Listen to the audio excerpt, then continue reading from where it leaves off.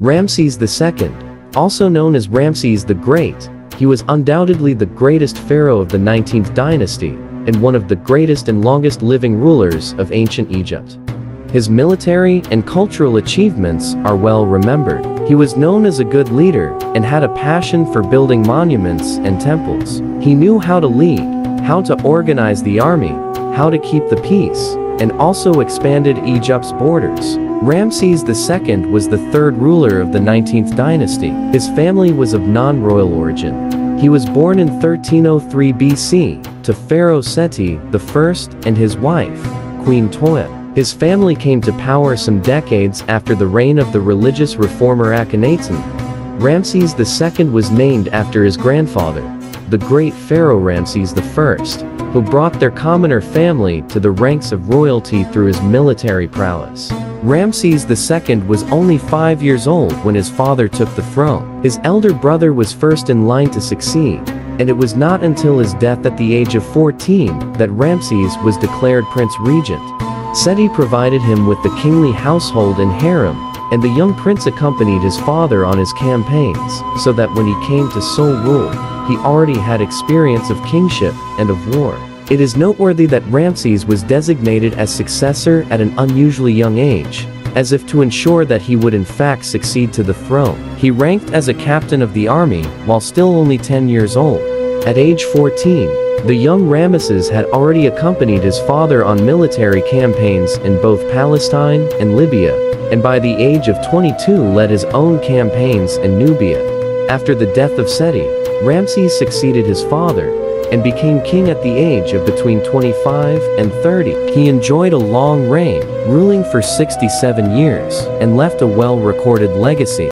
He lived between 90 and 96 years, which gave him ample opportunity to marry many wives and have many children. He had over 200 wives and served over 100 children, many of whom he outlived. Although Ramses had many wives, but Nefertari, his first wife, was his favorite, and the one that historians say was the real love of his life. Historians surely know is that Ramses was deeply in love with her. It is known that she also accompanied Ramses on military campaigns, an exercise that during that period was unusual.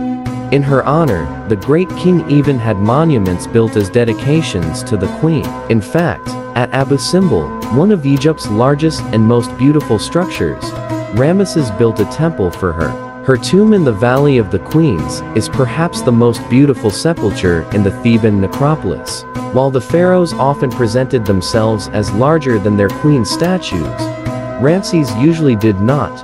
He made 2 colossal statues of the queen and 4 of Ramses, all of the same height, were carved on the front of the temple. King Ramses had inscribed the most beautiful words on one of her tomb walls. "My love is unique. No one can rival her. For she is the most beautiful woman alive. Just by passing, she has stolen away my heart. She is the one for whom the sun shines." Diplomacy also played a role in some of his marriages, a common practice in the New Kingdom. Ramses married 1, and possibly 2, Hittite princesses, following the drafting of the Egyptian-Hittite peace treaty in 1258 BC. And perhaps the motive behind having this large number of children is the fear of a repetition of what happened after the death of the young king Tutankhamun, who died suddenly without leaving any heirs. Ramses is also well known to have a remarkable command over the Egyptian army. Thus, he was able to lead fierce battles to secure the Egyptian borders against the Nubians, Syrians, Libyans, and Hittites. In 1281 BC, Ramses captured the Shirdan Sea pirates, who had become a major threat to the ancient Egypt's maritime business. Ramses resolved to put an end to this with an exemplary chivalry and great strategic plan. He posted ships and troops at critical points along the coast, and patiently waited for the pirates to attack. As their boats approached nearer, they were skillfully caught by surprise in a fierce sea battle. Ramses' most famous battle remains the 5-year Battle of Kadesh, in which he fought against the Hittites. Like his father Seti I, Ramses was a military commander who set out to restore the Egyptian power in Asia, which had declined under Akhenaten and his successor, Tutankhamun. Ramses set out in his 4th year as king to re-establish Egypt's imperial holdings in Asia. Hittite and Egyptian forces met at Kadesh, a Hittite stronghold in Syria. The battle initially looked to be a rout of Egyptian forces, but the timely arrival of Egyptian reinforcements resulted in a stalemate. Modern historians believe that the result of the battle was a tactical victory for the Egyptians, in that they remained masters of the stricken field, but a strategic defeat in that they did not and could not take Kadesh. Neither army was in a fit state to continue action the next day, so an armistice was agreed, and the Egyptians returned home. There is no consensus about the outcome or what took place. Modern historians conclude that the battle ended in a draw from a practical point of view, but was a turning point for the Egyptians. Although the actual outcome of the battle was a draw, the king was excessively proud of his personal bravery and military prowess, bragging that he had single-handedly saved Egypt from what might have been a terrible defeat. The Battle of Kadesh is one of the very few from pharaonic times of which there are real details, and that is because of the king's pride in his stand against great odds. Pictures and accounts of the campaign, both an official record and a long poem on the subject, were carved on temple walls in Egypt and Nubia, and the poem is also extant on papyrus. Egypt continued to campaign in Hittite territory for the next 16 years.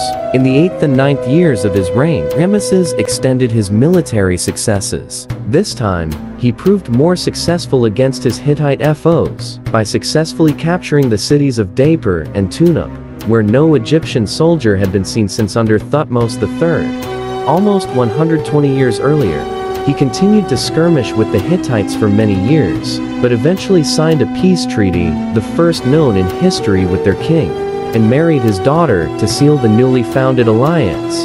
The peace treaty was signed 15 years after the Battle of Kadesh, and in the 21st year of Ramses' reign. The treaty finally concluded running borderlands conflicts, and it was inscribed on a silver tablet, of which a clay copy survived in the Hittite capital of Hattusa, now in Turkey, and is on display at the Istanbul Archaeology Museum. An enlarged replica of the agreement hangs on a wall at the headquarters of the United Nations, as the earliest international peace treaty known to historians. Another measure of Egypt's prosperity during his region is the amount of temple building the kings could afford to carry out, and on that basis, the reign of Ramses II is the most notable in Egyptian history. Many historians consider his reign the pinnacle of Egyptian art and culture. He built temples almost everywhere in Egypt, as well as in Nubia. He also founded a new capital, Ramses, in the Delta. He erected many statues of himself, a great number of which he usurped from earlier kings. In Egypt, he completed the great hypostyle hall at Karnak, Thebes, and continued work on the temple built by Seti I at Abydos, both of which were left incomplete at the latter's death.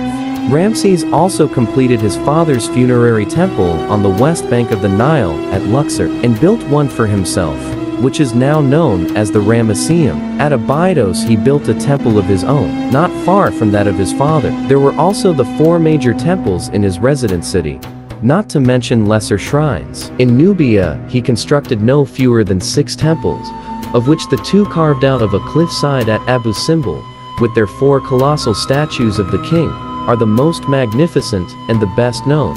It was that, combined with his prowess in war, as depicted in the temples, that led the Egyptologists of the 19th century to call him the Great, and it's the reason that made 9 kings of the 20th dynasty to call themselves by his name. Even in the period of decline that followed, it was an honor to be able to claim descent from him.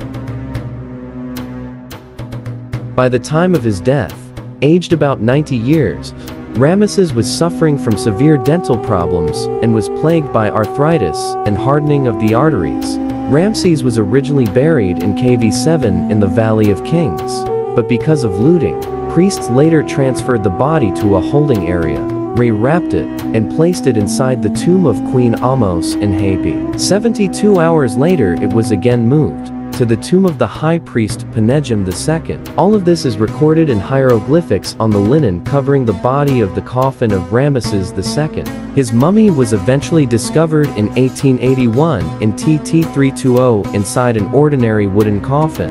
In the late 20th century, the mummy was sent to Paris for study and restoration, as it was in poor condition. When a French military transport plane bearing the remains of the venerable Egyptian leader touched down at the airport in Paris on September 26, 1976, the red carpet had been rolled out, the Republican Guard were standing to attention, and a government minister was waiting to greet him.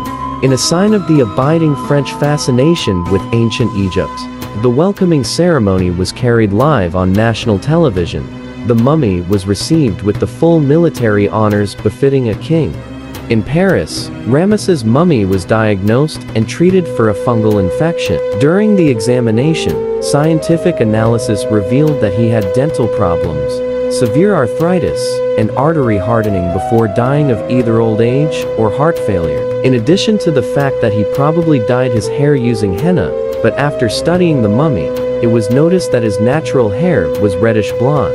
The mummy was returned from Paris to Egypt in May 1977. It was kept in the Egyptian Museum in Tahrir until the 3rd of April 2021, when it was moved to the National Museum of Egyptian Civilization in the Golden Parade. In the end, it seems like Ramses II was an admired pharaoh, both during and after his lifetime. His popularity may have been due to a combination of the prosperity that Egypt enjoyed under his reign, as well as his skill as a propagandist. He had made Egypt rich from all the supplies and bounty he had collected from other empires, and left great memorials all over Egypt. Regardless of the reason, his appeal outlasted him by quite a while. Many people and places in Egypt still carry his name, keeping the name of one of their greatest ancestors alive.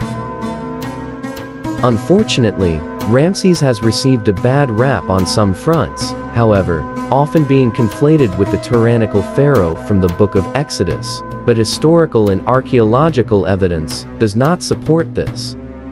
Yet, beneath the surface of glory and power lay a web of intrigue, ambition, and familial dynamics that would eventually lead to the dynasty's decline. How did Ramses's many children shape the fate of the 19th dynasty? And what role did succession challenges play in the unraveling of this once mighty kingdom? That's the topic of another video. Stay tuned.